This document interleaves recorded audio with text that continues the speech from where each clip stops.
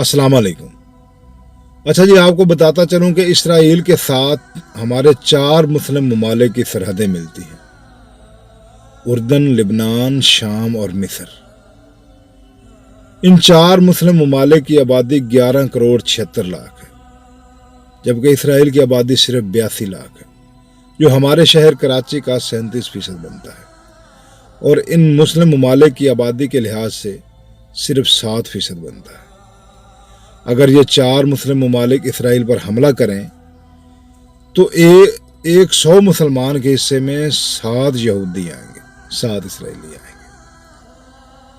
लेकिन यहाँ ये कहना गलत ना होगा कि अगर आपके अंदर 313 वाला जज्बा नहीं है तो 57 ममालिक का इस्लामी इत्तेहाद भी कुछ नहीं कर सकता।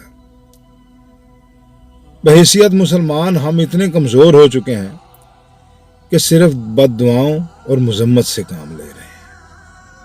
इज्जतें लुटती रहीं और हम मुसल्ले पे बैठकर दुआएं करते रहे। तो ये सिर्फ दुआओं से काम नहीं चलेगा। कोई जमात, कोई एक आदमी हिम्मत करे जो आज जिहाद का ऐलान कर दे। एक अकेला बंदा कुछ भी नहीं कर सकता। अगर कोई पार्टी, कोई ये ड्रामेबाज मौलवी जो आए दिन मंबर पर बैठकर पता नहीं क्या क्या ड्रामे करते हैं, बहुत सी जमातें हैं। सियासतदानों ने तो क्या ही करना है, उन्हें तो अपनी अपनी कुर्सी की पड़ी हुई है। किसी एक इस्लामी जमात का सरबराह कह दे कि जिहाद करने चले,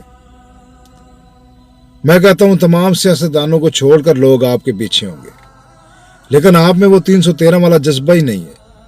आपके पास सिर्फ ड्रामे हैं, सिर्फ टोपी ड्रामे हैं। इक़्तिदार हासिल करने के लिए आप मजहबी टच देते हैं, इस्लामी टच देते हैं, मजहब कार्ड खेल कर आप इक़्तिदार में आने के ख्वाहिशमंद हैं, लेकिन अमली तौर पर कुछ भी करने के लिए रजामंद नहीं।